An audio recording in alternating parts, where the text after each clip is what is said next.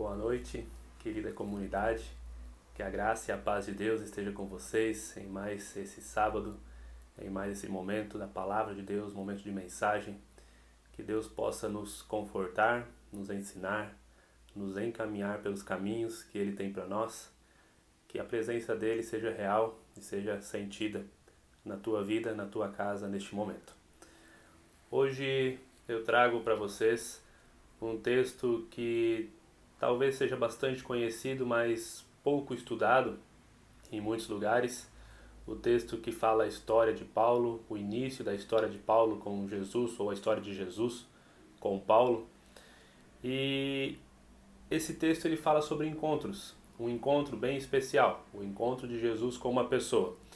Eu acho incrível os textos bíblicos que falam sobre encontros. Eu gosto muito dos textos que narram encontros de Jesus com as pessoas, que narram o que aconteceu nesses encontros, as reações das pessoas a partir desses encontros. E qualquer pessoa que tenha um encontro com Cristo é uma pessoa que se torna diferente. Ninguém sai do mesmo jeito depois de ter um encontro com Cristo. Nenhuma pessoa permanece a mesma depois de ter um encontro com Cristo. Então, Cristo transforma as pessoas, revela aquilo que tem dentro do coração das pessoas. Talvez uma pessoa tenha um encontro com Cristo e não tenha a transformação que a gente imaginava. Não é transformada para melhor. Isso não significa que Cristo não transformou aquela pessoa. Talvez Cristo revelou o que existia dentro daquela pessoa e agora é necessário um trabalho para que ela possa ser moldada conforme aquilo que Cristo deseja, conforme aquilo que Cristo é. Eu acho legal também a gente estudar esses textos que falam dos encontros que Jesus teve com as pessoas, para que a gente possa perceber o que Deus, o que Cristo pode fazer na nossa vida a partir do momento que nós nos dispomos a ter um encontro com Cristo. A partir do momento que nós aceitamos que Cristo venha ao nosso encontro, que Cristo venha e transforme a nossa vida. O meu desejo é que diariamente nós possamos ser encontrados por Deus, possamos ter encontros com Deus, para que a nossa vida seja moldada conforme aquilo que Ele deseja para nós. E o Novo Testamento narra diversos momentos onde pessoas se encontram com Jesus, Jesus se encontra com pessoas e ali acontece diálogos, ali acontece milagres, acontece coisas maravilhosas, discussões, aconselhamento, transformações. E existem situações onde nós nos alegramos por esses encontros. Tem textos que a gente lê e vê o encontro de Jesus com as pessoas e a gente se alegra, a gente fica feliz pela pessoa que foi encontrada por Cristo. Eu imagino o texto de Lucas, o encontro de Jesus com o cego de Jericó. Aquele homem é curado e para mim esse é um texto de grande alegria.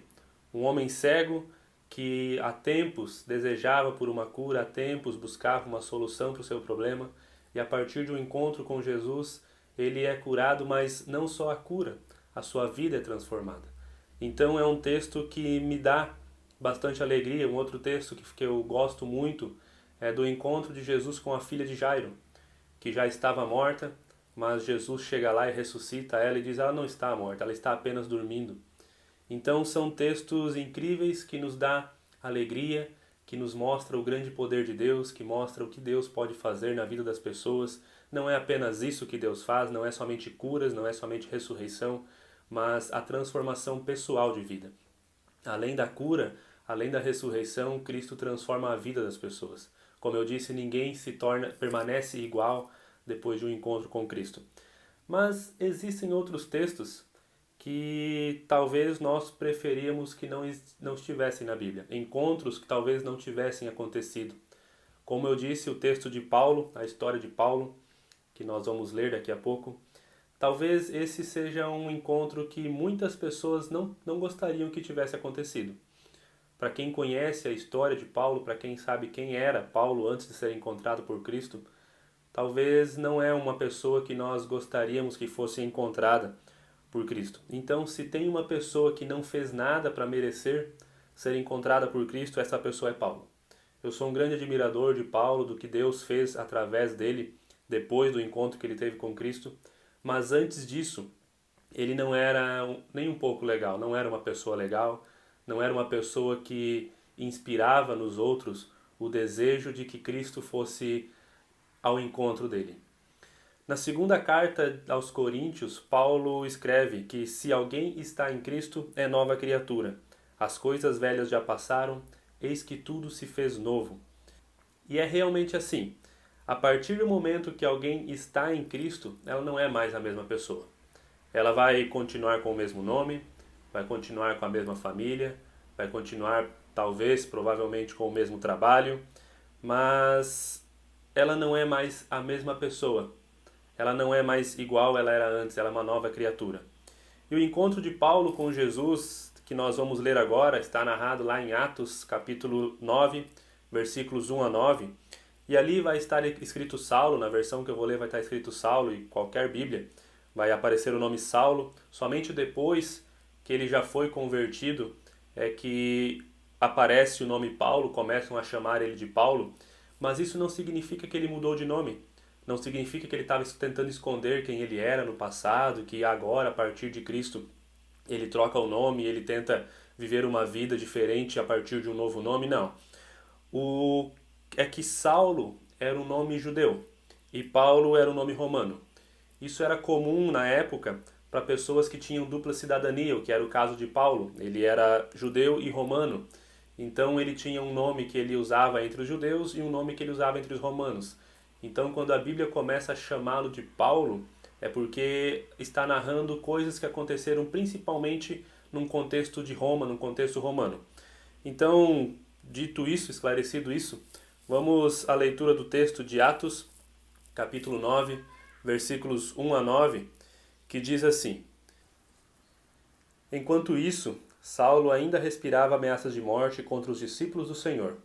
Dirigindo-se ao sumo sacerdote, pediu-lhe cartas para as sinagogas de Damasco, de maneira que, caso encontrasse ali homens ou mulheres que pertencessem ao caminho, pudesse levá-los presos para Jerusalém.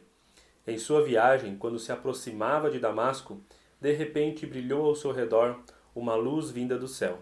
Ele caiu por terra e ouviu uma voz que lhe dizia: Saulo, Saulo, por que você me persegue? Saulo perguntou: Quem és tu, Senhor? Ele respondeu: Eu sou Jesus a quem você persegue. Levante-se e entre na cidade. Alguém dirá o que você deve fazer.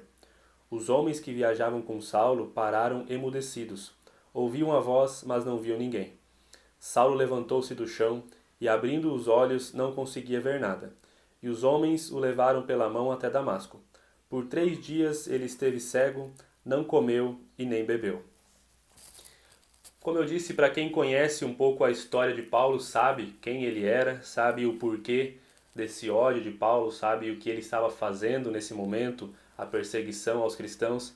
Mas só para a gente entender um pouco o contexto de quem era Paulo, Paulo ele era um dos maiores perseguidores de cristãos da época.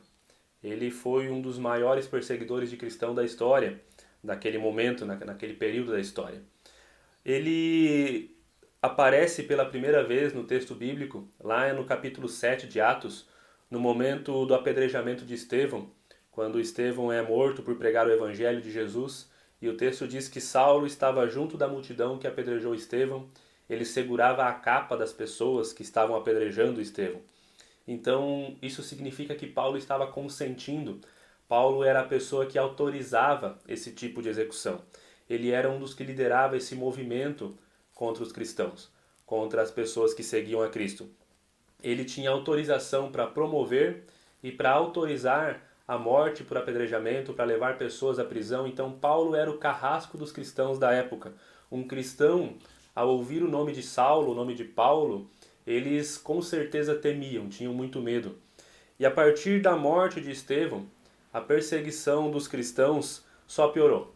Saulo perseguia a todos quanto podia, indo de casa em casa, pegando homens, mulheres, crianças e levando-o à prisão. E este era Saulo, um homem que vivia para perseguir cristãos, invadia a casa das pessoas, um homem que não tinha limites na sua missão de acabar com todos os cristãos. Ele arrastava para julgamento, para prisão, para apedrejamento. Paulo era um dos líderes deste movimento, então, de perseguição Como o texto diz, ele respirava ameaças de morte contra os cristãos. Era alguém que não ficaria satisfeito enquanto não acabasse com todos os cristãos que ele tivesse pela frente, enquanto não acabasse com essa corja de cristãos, de seguidores de Cristo. Quem de nós estaria disposto a orar por uma pessoa assim? Quem de nós estaria disposto a pedir que uma pessoa como essa tivesse um encontro com Jesus? Seja bem sincero com você mesmo. Você estaria disposto a colocar nas suas orações uma pessoa como essa, para que Cristo tivesse um encontro com ela, para que ela pudesse ser transformada? Quem de nós acreditaria que uma pessoa assim pudesse ser transformada? Olhar para a vida de Paulo, olhar para quem Paulo era e imaginar que ele pudesse se tornar um dos maiores missionários da causa de Cristo? Muitos de nós talvez olharia para Paulo e pensasse assim, olha, esse já é um caso perdido. Esse já não tem mais solução, não tem mais o que ser feito. Mas o que mais me impressiona na história de Paulo é que ele era amado por Deus. Paulo era amado, Deus amava Paulo da mesma forma como ele amava Estevão. Pode parecer estranho pensar isso. Estevão morreu amando de Paulo, Estevão morreu pregando o evangelho. Claro, a gente sabe agora que mais à frente Paulo também vai morrer pela causa do evangelho, mas olhando naquele momento da história, naquele momento da conversão de Paulo, é estranho pensar que Deus amava Paulo da mesma maneira que ele amava Estevão, da mesma maneira que ele amava Pedro, João. Paulo era amado por Deus, sem tirar uma só gota de sangue derramada por Cristo na cruz. Paulo era tão amado por Deus quanto eu e você somos amados por Deus. Então, o início era difícil para os cristãos, para nós, talvez olhando a história de Paulo sem saber o final. Para quem está lendo a história de Paulo pela primeira vez, talvez seja difícil entender por que Deus foi ao encontro de Paulo, por que Cristo foi ao encontro de Paulo. E para os cristãos da época eu creio que também era difícil acreditar que agora aquele Saulo, aquele Paulo perseguidor, carrasco, assassino, agora é um seguidor de Cristo. Agora é cristão igual eles. Será que ele não está somente fingindo para prender todos nós, para levar todos nós para a prisão, para a morte? Então, no início era difícil para os cristãos acreditarem nisso, para as pessoas acreditarem nisso. Mas aos poucos as coisas vão esclarecendo, continuando a história de Paulo, Atos, depois todas as cartas de Paulo. Paulo é um dos maiores escritores do Novo Testamento, se a gente for olhar por quantidade de texto. Então, depois todo o trabalho de Paulo, todo o ministério de Paulo, a gente percebe que as pessoas vão confiando, vão acreditando. Deus vai revelando, não só a Paulo, mas também às pessoas, a transformação que Deus está fazendo na vida de Paulo. E como eu disse, talvez muitos de nós iriam olhar para um Saulo da vida e dizer que esse não merecia o encontro com Jesus. Muitos de nós talvez iriam olhar para Paulo e dizer que esse já é uma causa perdida. E Pedro pensava a mesma coisa. Como eu disse, outras pessoas também pensavam. Mas Deus revelou em sonho para Pedro que ele não deveria chamar nenhum homem justo, nenhum homem puro, mas também nenhum homem impuro, nenhum homem imundo. Qualquer um que não era judeu na época era considerado indigno do amor de Deus. E Deus vai mostrando não só a Pedro, mas a todos que não é assim. Paulo é conhecido como o missionário dos pagãos, o missionário daqueles que não eram judeus. Paulo leva o evangelho de Cristo para fora do judaísmo. E através de Paulo, um homem que perseguia cristãos, Deus mostra que ele ama a todos, não só os judeus. Deus ama a todos. Então Deus mostra que o amor que ele tem por Pedro, por João, por Estevão, ele tem por Paulo e ele tem por todas as pessoas, independente da raça, independente do grupo que ela participa. Ele vai revelando isso para todos. E eu acho incrível o senso de humor, digamos assim, de Deus. De pegar o maior perseguidor e transformar ele no maior missionário. A pessoa que mais odiava cristãos agora se torna o maior fazedor de cristãos, digamos assim. Através da vida de Paulo, através do ministério de Paulo, Cristo alcança muitas pessoas. E é assim que Deus também quer fazer conosco. Deus está disposto a ter um encontro conosco hoje. Deus está disposto a ter um encontro com você hoje. Não importa como você julga a sua vida, não importa o que você tem feito na tua vida até aqui, Deus está disposto a entrar na tua vida, ter um encontro com você e transformar a sua vida. Talvez você olhe à sua volta e veja diversas pessoas que você julga que não mereçam o amor de Deus. Seja pela situação que ela vive, pelos pecados que ela cometeu, mas Deus ama ela do mesmo jeito que ela ama você, e Deus ama você do mesmo jeito que ela ama a pessoa que você julga ser a mais digna do amor de Deus. O amor de Deus é igual para todos. A gente não pode dizer que uma pessoa merece mais, outra pessoa merece menos.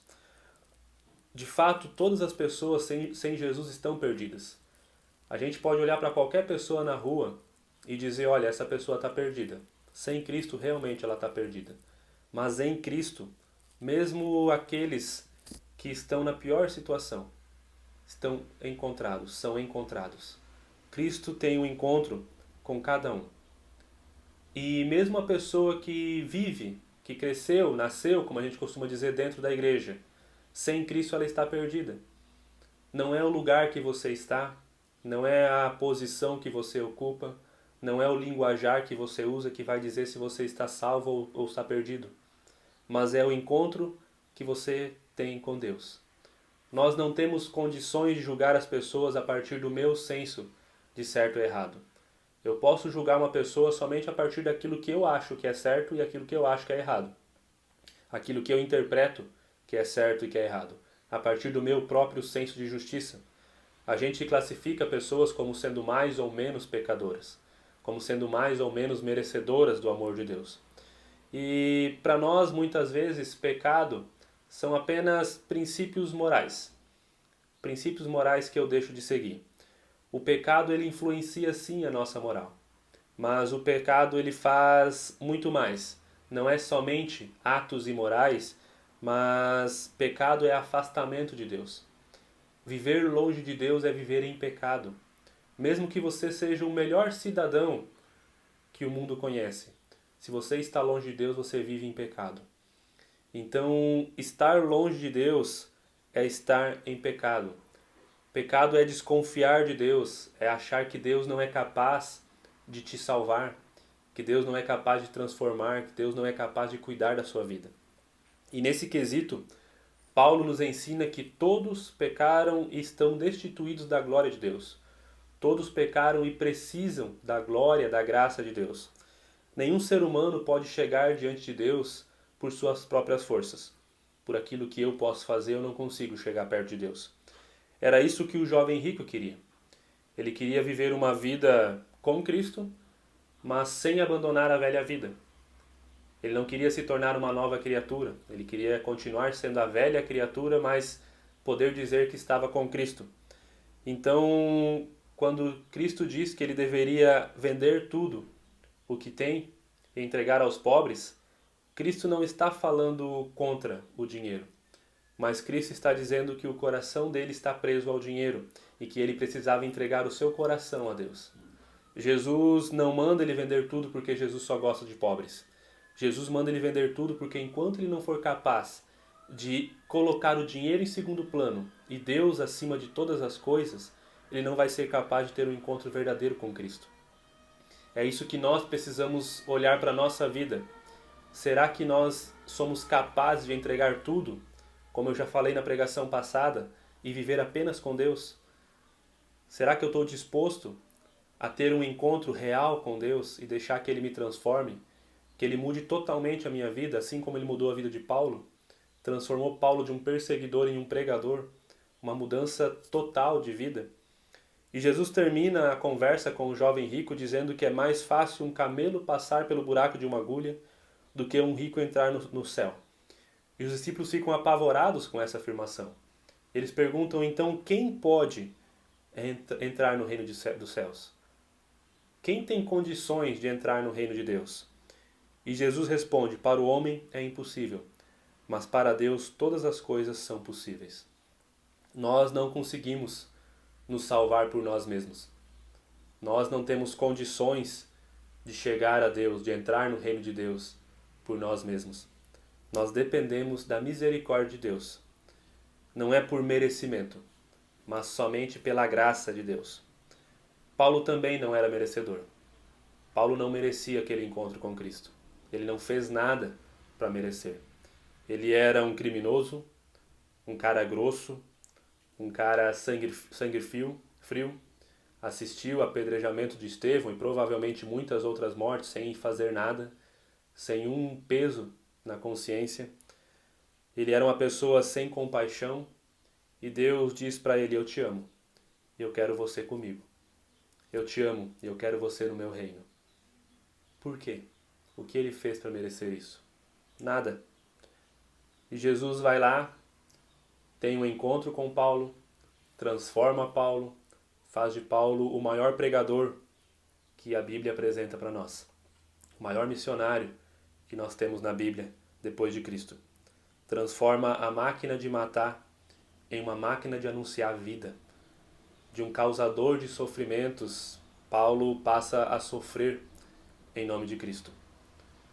Antes desse encontro, o propósito de vida de Paulo era acabar com todos os cristãos. Era dizimar, acabar com ele.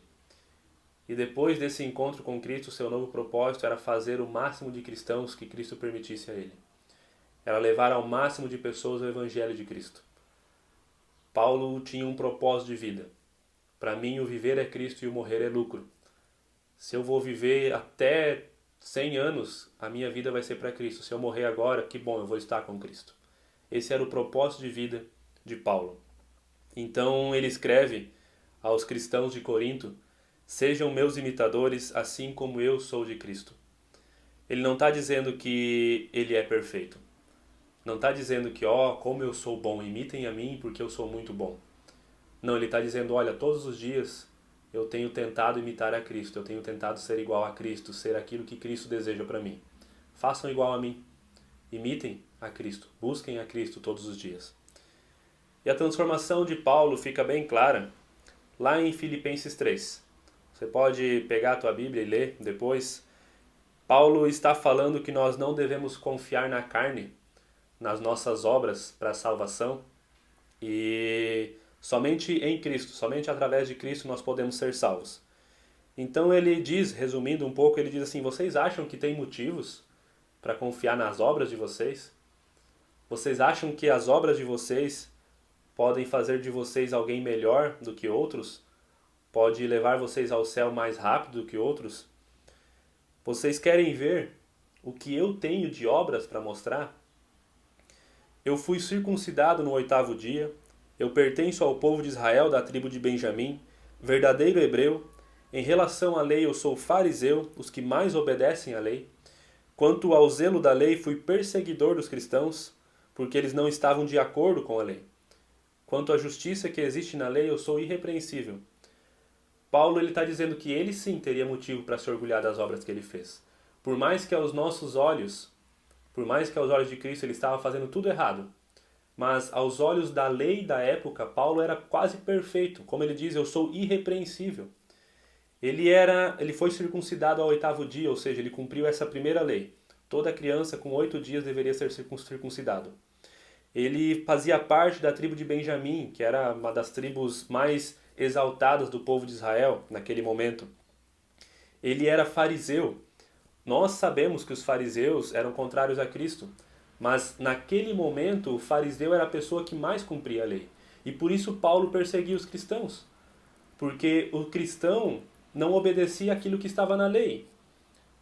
Viver com Cristo não é viver debaixo da lei. Sim, a gente deve respeitar as leis, mas Cristo ele vem reinterpretar muitas das leis que eles viviam naquela época. Então, Paulo perseguia os cristãos não porque ele simplesmente não gostava, mas porque, segundo aquilo que ele foi ensinado, eles estavam fazendo tudo errado. Tudo contrário, eles estavam contradizendo a lei da qual ele foi ensinada. Então ele está dizendo, eu sim teria motivos para me orgulhar daquilo que eu fiz. Eu sim teria motivos para dizer que eu sou especial.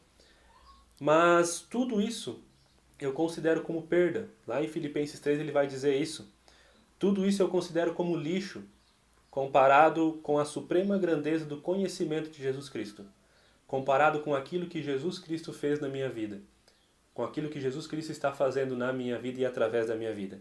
Eu considero tudo isso como esterco. Ele usa essa palavra como esterco, para que eu possa ser encontrado em Cristo. Ou seja, todas as obras que eu fiz são lixo, se eu puder ser encontrado em Cristo.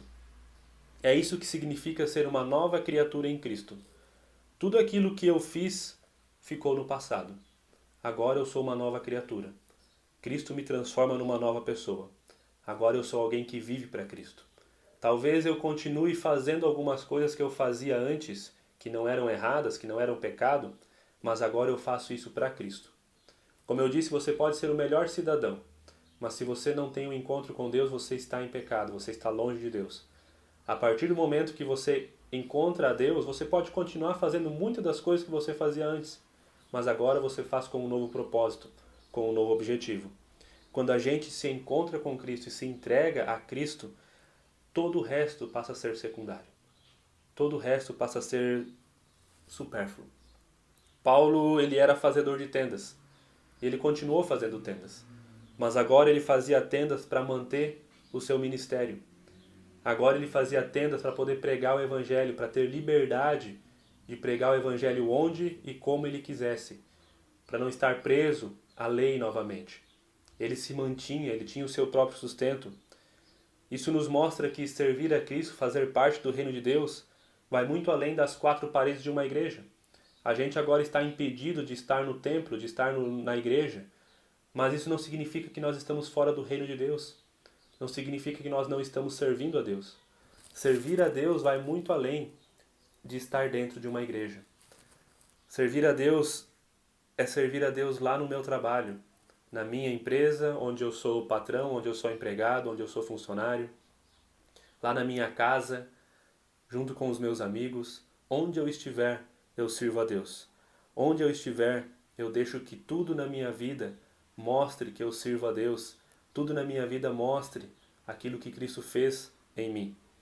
Eu posso fazer isso, deixar que Cristo apareça na minha vida, ou eu posso ser igual ao jovem rico, que depois de ouvir o que ele precisava fazer, ele abaixa a cabeça e vai embora triste, porque o seu encontro com Cristo só mostrou aquilo que ele tinha dentro do coração, aquilo que ele mais amava na sua vida. E não era Deus, não era Cristo. Ele amava o dinheiro. O quanto ele não estava pronto para se entregar, para se encontrar com Cristo. Não é errado eu sonhar em crescer na vida, não é errado eu lutar por uma promoção no trabalho, por uma empresa melhor, por uma família melhor, enfim. Não é errado eu desejar uma vida melhor. Mas viva de forma que tudo isso, tudo que você tem, tudo que você conquiste, seja para a honra e glória de Deus. Que a transformação que Cristo faz na tua vida, que Ele deseja fazer todos os dias na tua vida, seja para mostrar o quanto Ele é grande, o quanto Ele é bom. Que a gente possa buscar o Senhor em tudo que a gente fizer. Que a gente possa buscar sucesso na vida, se capacitar. Que a gente possa buscar sucesso na empresa, no trabalho, nos relacionamentos. Que a gente possa buscar crescimento pessoal. Mas saiba que todas essas coisas vão passar. E a única coisa que vai restar para nós é o nosso encontro que nós temos com Deus. Se nós tivermos esse encontro. Se nós buscarmos este encontro. Só o que permanece é o seu encontro com Cristo. Cristo deseja transformar a sua vida. Busque a Ele, busque ao Senhor e tenha o seu encontro pessoal com Deus. Tenha o seu encontro íntimo com Deus. Transformador, diariamente transformando você em um imitador de Cristo. Que Deus nos abençoe, que Deus nos dê a sua graça, que Deus venha ao nosso encontro mais uma vez e mais uma vez. Que todos os dias possamos ser encontrados por Deus. Não porque nós somos bons, mas porque Ele nos ama, independente de como nós somos. Vamos ter uma palavra de oração? Senhor Deus, obrigado porque Tu és um Deus misericordioso. Obrigado porque Tu vens ao nosso encontro, porque apesar dos nossos pecados, dos nossos erros, das nossas falhas, Tu és um Deus que nos ama incondicionalmente. Senhor, venha ao nosso encontro, transforme a nossa vida, que nós possamos buscar a Ti dia após dia mais e mais, que possamos nos tornar cada dia mais parecidos contigo, que as pessoas possam olhar para nós e perceber o quão grande Tu és, o quão maravilhoso Tu és, que elas olhem para a nossa vida e percebam a transformação que o Senhor está fazendo, que possamos servir a Ti ali onde quer que nós estejamos, seja em casa, seja no trabalho, seja com os amigos. Que possamos sim sonhar em melhorar as nossas vidas, mas para que isso sirva para a tua honra e glória, para que as pessoas percebam o quanto tu tem nos capacitado, nos transformado e nos moldado, Pai. Eu entrego em tuas mãos a vida desses irmãos da nossa comunidade, da UNEPA, que tu estejas com cada um que está me assistindo agora, Senhor. Que tu abençoe a vida, que o teu Santo Espírito seja derramado sobre a casa, sobre a família de cada um. Que tu esteja guardando e orientando a vida de cada um. Eu entrego em tuas mãos, no nome santo de Jesus Cristo. Amém. Que Deus nos abençoe, que Deus permaneça sobre nossas vidas, sobre nossas casas e que Ele venha ao nosso encontro nos abençoar todos os dias. Amém. Quero convidar você para que na terça-feira participe do nosso estudo bíblico. Às 18h30 eu vou colocar o vídeo no grupo do WhatsApp, também no YouTube. Você pode assistir, pode comentar, pode mandar comentários via WhatsApp ou talvez comentar no próprio vídeo do YouTube. E a gente quer fazer um programa de estudo da carta de Tiago, onde a gente pode aprender as práticas da vida de fé. Tiago nos ensina muito como viver a fé em Cristo no dia a dia. Você está convidado a assistir, a participar conosco. Um forte abraço e até mais.